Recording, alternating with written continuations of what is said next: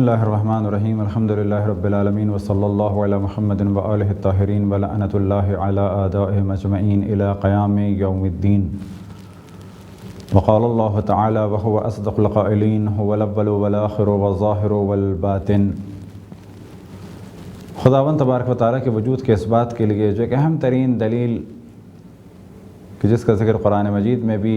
جا بجا ہوا وہ یہ کہ مخلوقات کو دیکھا جائے، مخلوقات میں دقت کی جائے، زمین و آسمان کو دیکھا جائے، حتیٰ اونٹ کو اور پہاڑوں کو دیکھا جائے، جو کچھ دنیا میں ہے، جو کچھ آنکھوں سے نظر آ رہا ہے سب کو دیکھا جائے اور یہ دقت کی جائے کہ یہ کیسے ہیں، کیا بہت سادے ہیں یا بہت زیادہ کمپلیکیٹڈ ہیں، بس ان کا بنانے والا کون ہے، کیا خود وجود میں آ گئے یا ان کا کوئی نہ کوئی بنانے والا ہے۔ تو یاد رکھیں کائنات کی ہر وہ شے جو ہمیں نظر آ رہی ہے خصوصاً وہ ہمیں دعوت دیتی ہے اللہ سبحانہ و تعالیٰ کے وجود مقدس کی جانب۔ جو بھی آپ چیز دیکھیں وہ بہت زیادہ دقیق بنی ہوئی ہے، بہت زیادہ اس میں علم کے اور طاقت کے اور قدرت کے اور حکمت خدا کے جلوے ہیں۔ ہر چیز ہمیں ایک باشعور خالق کائنات کی جانب لے جاتی ہے کہ جو عالم بھی ہے، حی بھی ہے، قادر بھی ہے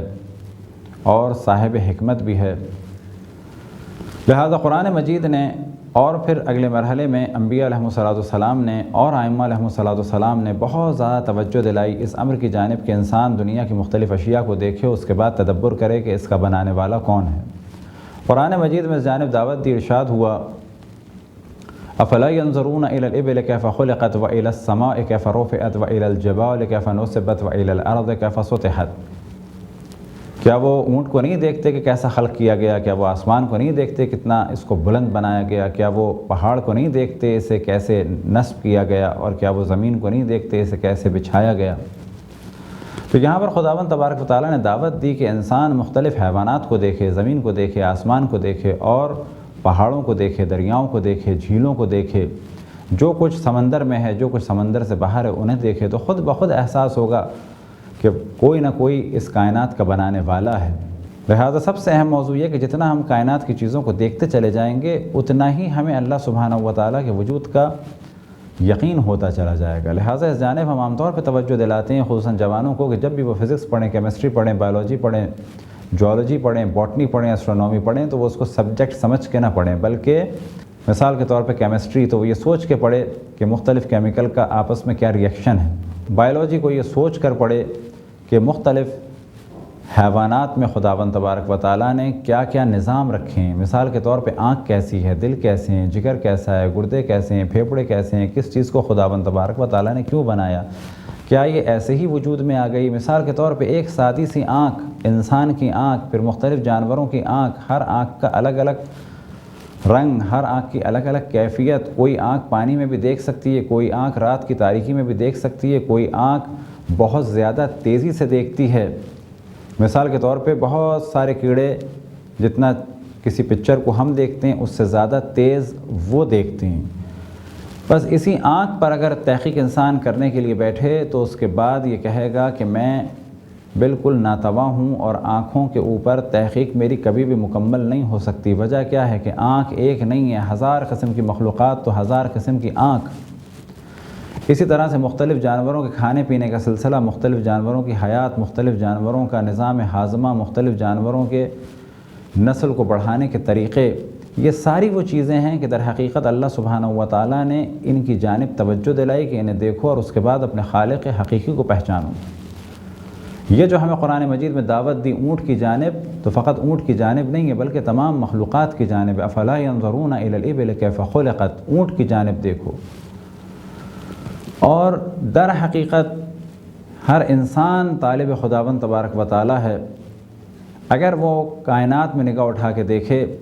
لہذا قرآن مجید میں ارشاد ہوا وَلَئِن سَأَلْتَهُمْ مَنْ خَلَقَ السَّمَاوَاتِ وَالْأَرْضَ لَيَقُولُنَّ اللَّهُ، اگر تم ان سے سوال کرو کہ زمین و آسمان کو کس نے خلق کیا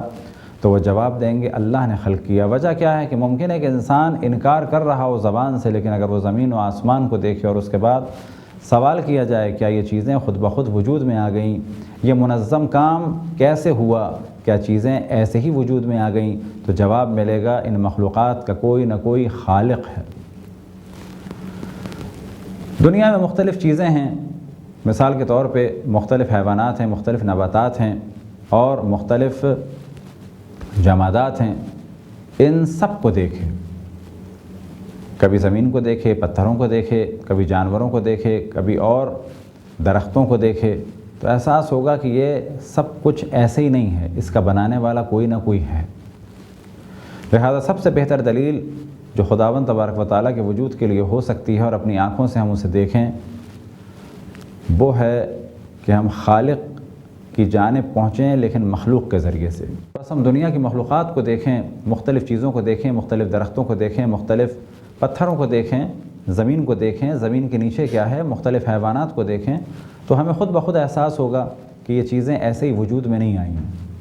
ہر چیز خداوند تبارک و تعالیٰ کی جانب دعوت دے رہی ہے، البتہ ایسے خالق کی جانب کہ جو حیات بھی رکھتا ہے، جو علم بھی رکھتا ہے، جو قدرت بھی رکھتا ہے۔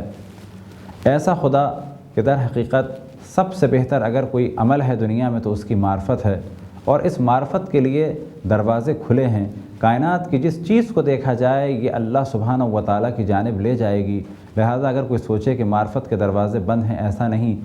ہمیں صرف اپنی آنکھیں کھولنی ہیں، کبھی ظاہری آنکھیں کھولنی ہیں اور ان مخلوقات کو دیکھ کے اللہ کی جانب جانا ہے، تو کبھی اپنے دل کی آنکھ کو کھولنا ہے اور اس کے ذریعے سے اللہ سبحانہ و تعالیٰ کی جانب جانا ہے۔ خداوند تبارک و تعالیٰ سے دعا ہے کہ ہمیں اپنے رسول، اپنی حجتوں، خصوصاً امام زمان علیہ السلام کی معرفت اور اطاعت کی توفیق عطا فرمائے۔ وصلی اللہ علی محمد و آلہ الطاہرین۔